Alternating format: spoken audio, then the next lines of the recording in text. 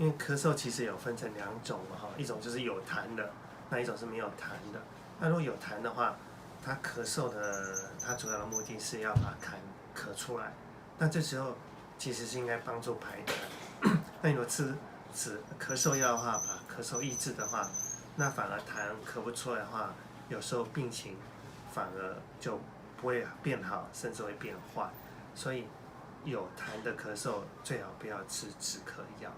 一般的感冒成药它都是所有的成分都有，所以它等于就是乱枪打鸟嘛。那如果来医院或诊所看病的话，就是要量身定做哦。如果你咳嗽有痰的话，那事实上是不适合吃止咳药。